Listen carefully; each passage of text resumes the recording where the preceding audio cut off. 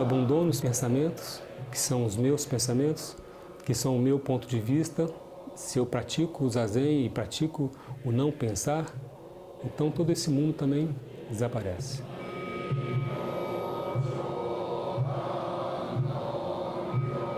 Nós praticamos juntos, né? Nós vivemos em sociedade, nós dependemos uns dos outros, né? Isso é notório, né? Mas a busca da iluminação ela é individual.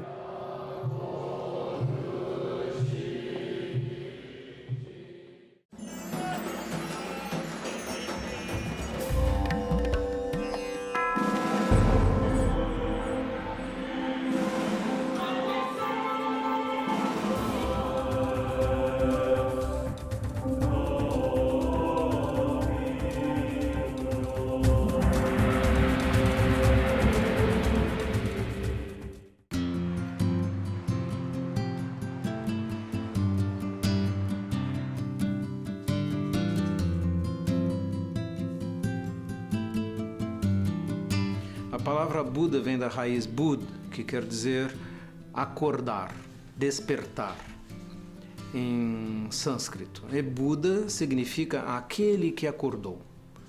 Desta forma, o budismo é uma criação, o ensinamento de Buda é uma criação de uma mente poderosa, de um homem que estava mergulhado em angústia existencial. Por que existo? Por que vivo? Qual é a finalidade da existência, qual é o sentido de tudo isto, e sentindo-se esmagado com a presença de nascimento, sofrimento, morte. Buda abandonou sua vida de príncipe e mergulhou na tarefa de uma procura espiritual.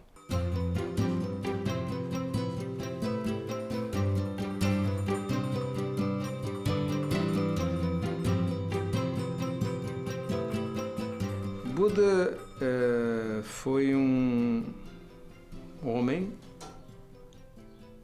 da classe Kshatriya, a classe que vem logo abaixo dos Brahmanes, a classe dos guerreiros.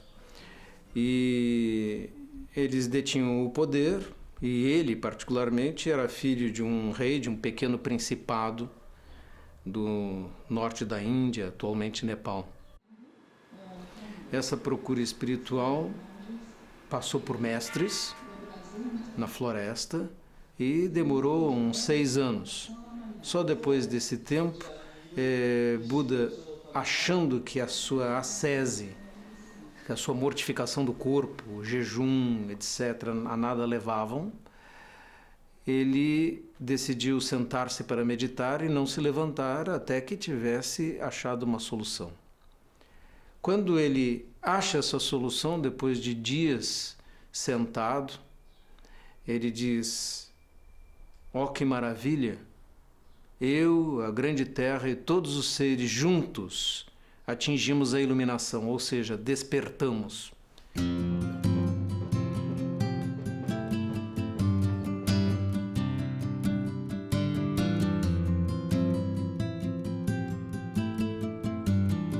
No budismo não existe um Deus, né? O budismo também não é ateu, não é teísta e também não é ateu, né? O budismo simplesmente não trabalha ou não lida com esse tipo de ideia ou de concepção de um ser superior ou de um ser que criou o mundo, né? Então, o que é mais importante no budismo é o despertar, ter essa percepção de Buda, né? Ou de um Buda.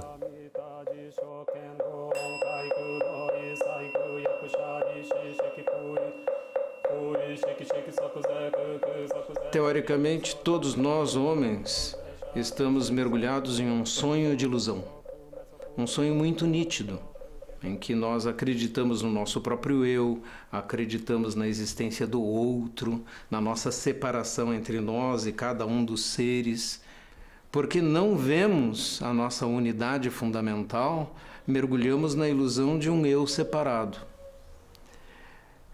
Desesperados com a perspectiva de que esse eu separado vai inevitavelmente morrer, os homens criam religiões. E as religiões são as respostas para isso com alguma promessa. O Zen budismo é a destruição das ilusões e, portanto, também a destruição das crenças e de todas essas perspectivas. Ele se volta para a questão fundamental de Buda: acordar da ilusão de um eu separado.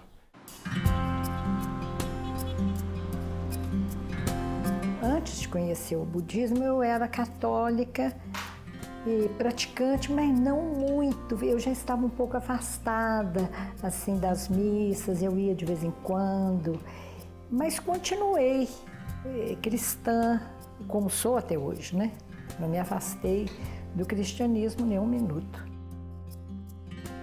Em 2002, eu perdi meu marido subitamente. Teve um acidente, ele foi atropelado por uma moto e isso foi pesadíssimo para mim. E eu estava realmente desesperada, muito triste e sentindo assim que o chão fugia dos meus pés. E minha filha, que mora fora do país, também estava sofrendo muito. Ela pediu para mim que a gente encontrasse um canto que a gente pudesse viver juntas aquela dor. Então nós fomos para o mosteiro budista de Ouro Preto, o Pico de Raios. E lá então começou tudo. Quando o despertar se inicia, quando começamos a perceber que a vida pode ser mais aberta e alegre do que até então pensáramos ser possível, queremos praticar. Nós temos um material muito abundante sobre o que Buda falou, compilado no tempo de sua existência, ou seja, 600 anos antes de Cristo, havia secretário para anotar os ensinamentos de Buda. Então nós temos o equivalente a 12 Bíblias de textos e comentários a respeito deste ensinamento inicial de Buda. Mas o budismo em si é uma criação contínua e constante. Ele não se congela naquele momento do passado, mas sim a transmissão mente a mente, coração a coração, de mestre para discípulo. Esta é que é a raiz da verdadeira transmissão budista.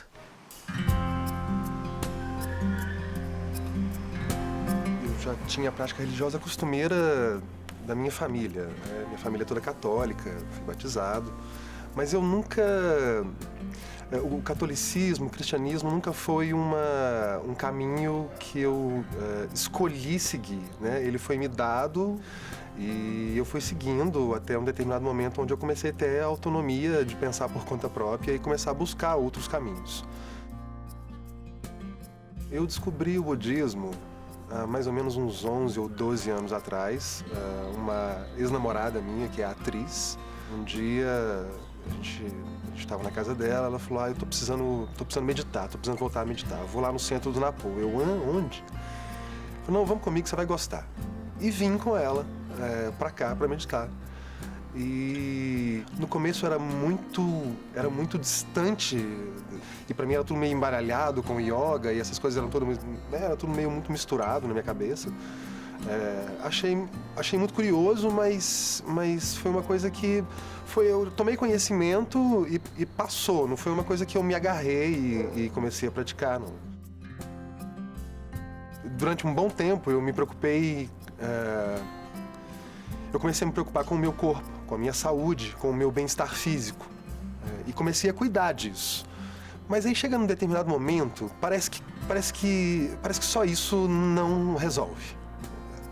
E eu comecei a sentir falta de um equilíbrio interior maior.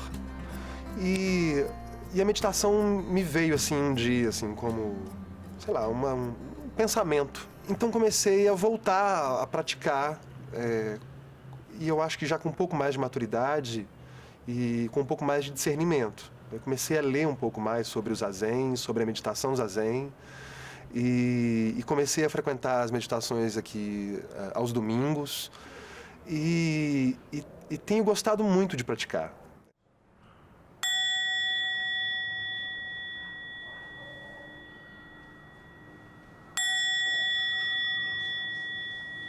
Quando se pergunta sobre as formas de prática existentes no budismo, nós teríamos um cabedal de escolas imenso, porque nesses 2.600 anos de história, o budismo foi tendo desenvolvimentos e não teve extermínios de hereges ou coisas assim.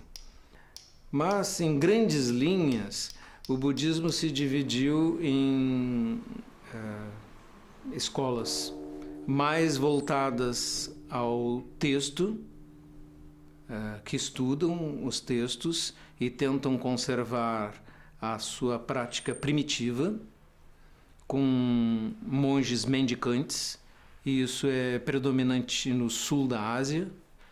Nós tivemos uma grande evolução chamada budismo Mahayana, que se estabeleceu na China, Tibete, Japão, Mongólia e é predominante no Ocidente, que é esse budismo voltado para o leigo e que acredita numa prática para a iluminação e que todos os homens podem despertar de suas ilusões. E temos também um grande grupo de escolas com práticas devocionais, que não praticam mais meditação, mas repetem mantras, esperando produzir internamente uma modificação tal que os leve a renascer em uma terra pura, onde seja mais fácil praticar, porque neste mundo é muito difícil.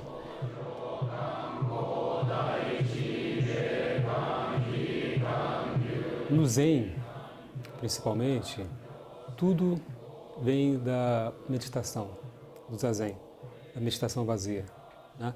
A meditação vazia é o cerne do Zen budismo, e a partir da meditação e da percepção direta da realidade que a gente acaba encontrando através da prática da meditação vazia, todo o resto aparece.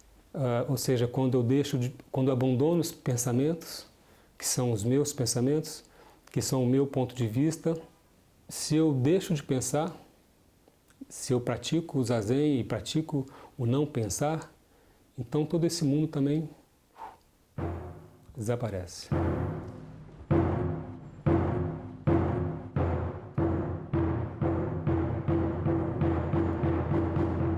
A prática do Zen é a prática do cotidiano. Em outras palavras, o que o Zen propõe é: se você estiver caminhando, apenas caminhe. Se você estiver comendo, apenas coma. Se você estiver pensando, por exemplo, nos problemas, apenas pense nos problemas. Acabou de pensar nos problemas? Deixa isso lá e vai fazer alguma outra coisa. Passa para a sua próxima atividade, né, no dia a dia. Isso quer dizer o seguinte: esteja inteiro em cada coisa que você faz.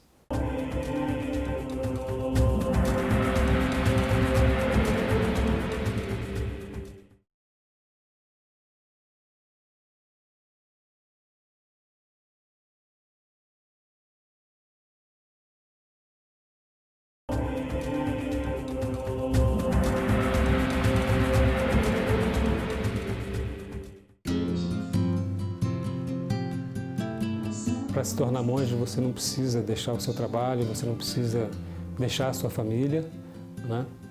Você precisa sim se aprofundar na prática, né? E aí, se você quer se isolar da sua família por um tempo, enfim, ou se você não quer mais ter um trabalho comum da sociedade, então isso passa a ser uma opção sua, né?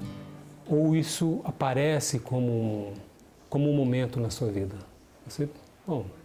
Eu não preciso mais desse tipo de trabalho, então eu posso deliberadamente começar a abrir mão dessas coisas, né, e me dedicar mais profundamente à prática da iluminação.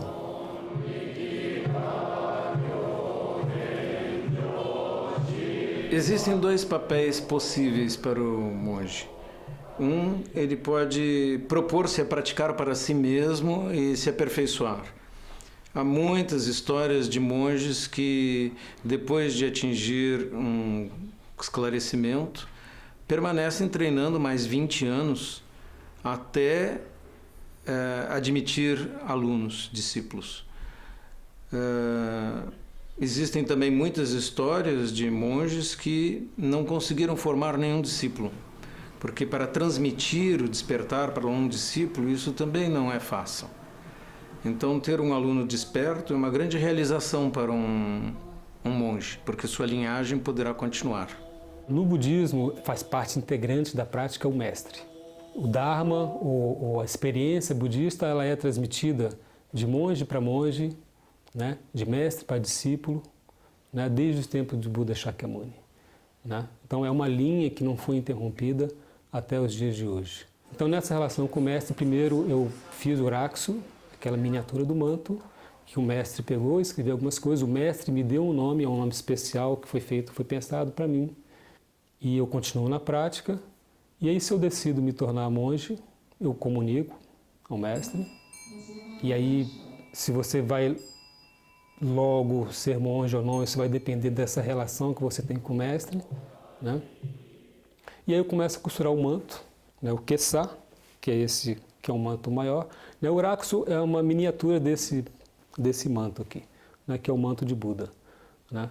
Eu começo a costurar, eu já posso raspar a cabeça se quiser, ou posso deixar para raspar a cabeça no dia da cerimônia, né, de ordenação, do Kudo. E aí tem uma cerimônia onde é feita a ordenação, né? Todo karma prejudicial alguma vez criado por mim, devido à raiva, ganância e ignorância, nascido de meu corpo, boca e mente, eu agora de tudo me arrependo. Os monges que escrevem livros acreditam que realmente a nossa conduta determina a nossa vida aqui e, portanto, a nossa vida além túmulo. Mas não são dogmas, são sugestões. E é uma coisa interessante, não há pecado, há ignorância. Se a pessoa fere um outro irmão, ele se machuca muito mais. Então não é aquela história de machucar, pedir perdão a Deus e tudo bem. Não, ele machucou, ele vai pedir perdão ao irmão que ele machucou. Porque só quem pode perdoar é quem foi ferido. Então isso eu acho que muda fundamentalmente. Nós mesmos é que construímos o nosso inferno, vamos dizer assim, e o nosso paraíso. O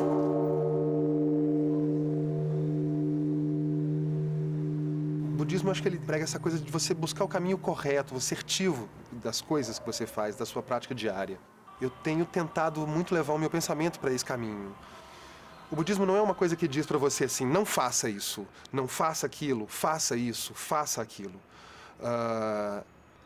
Todas as questões a gente vai descobrindo na gente mesmo. Então, a forma de se alimentar, com o que se alimentar, por exemplo, eu ainda sou carnívoro. E acho que ainda vou demorar um tempo até deixar de comer carne. Mas esse pensamento de deixar de comer carne já é uma coisa que habita o meu pensamento. Não porque eu esteja me tornando budista, ou não porque o budismo apregou respeito à vida, etc. Mas porque eu tenho percebido cada vez mais o que é bom para mim e o que não é, o que é de fato importante e o que não é.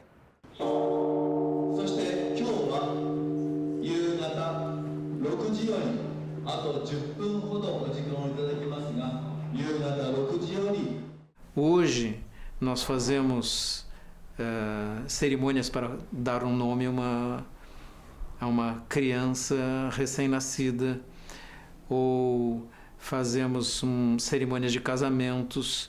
E essas cerimônias originalmente não fazem parte do budismo. O budismo não tem cerimônias sagradas para determinados objetivos, mas sim cerimônias para atender as necessidades emocionais das pessoas. Quando morre alguém, fazemos um funeral, não é? E o funeral para quem é? Para os vivos, não é para os mortos. Então, nós temos que ver qual é a ótica das cerimônias. Elas podem ser modificadas ou abandonadas à vontade, de acordo com as necessidades culturais e aquilo que acontece em cada civilização. É um costume realizar no ano anterior a cerimônia preliminar, que está sendo realizada em todo o mundo a partir do Japão.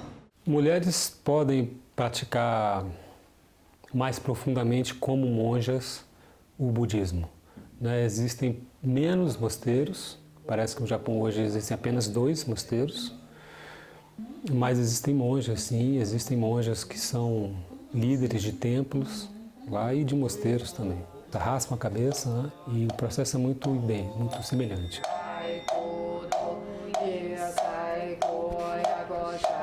Numa cidade onde não existe nada, uma pessoa normal pode fundar um grupo de estudos budistas e podem começar a ler textos e a praticar meditação, e nós propiciamos orientação para isso. Não é tão complexo, mas ensinar o Dharma ou orientar pessoas é uma tarefa exclusiva de professores completamente formados. Mesmo os monges noviços não estão autorizados normalmente a fazer essa tarefa.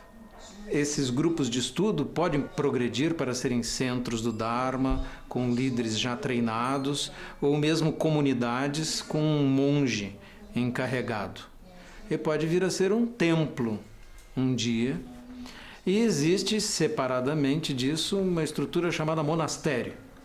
São os lugares de formação dos monges. Esses monastérios têm um processo de treinamento muito estrito e muito severo, difícil de suportar. O budismo mudou meu foco, o foco não material da vida.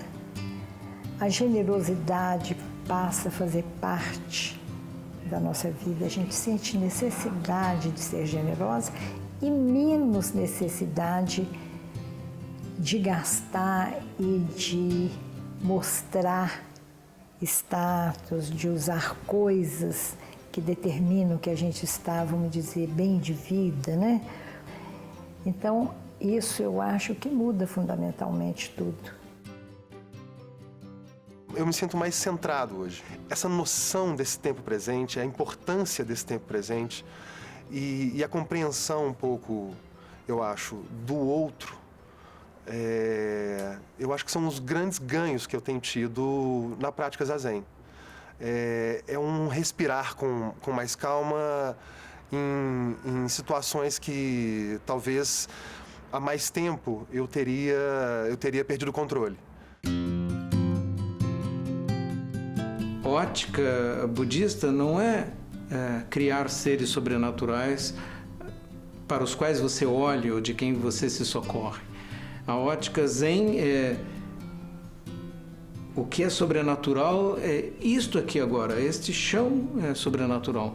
Podemos andar sobre o chão. Isso é uma coisa sobrenatural. Nós não precisamos de coisas mais sobrenaturais do que as coisas que a própria vida já nos dá. Beber um copo d'água é algo muito sobrenatural. Falar com outra pessoa é muito sobrenatural. Toda essa prática budista de meditação, às vezes de isolamento, de prática em mosteiros, pode parecer que há um isolamento, né? Que há um isolamento do praticante do budismo ou do monge do resto da sociedade, né? Mas é preciso entender que nós praticamos juntos, né? Nós vivemos em sociedade, nós dependemos uns dos outros, né? Isso é notório, né? Mas a busca da iluminação ela é individual. Então, alguém que se torna um mestre, alguém que aprofundou na prática budista, naturalmente, isso que ele aprendeu, isso que ele encontrou, essa liberação que ele encontrou, é transmitida para as outras pessoas de forma muito natural, dentro da sociedade.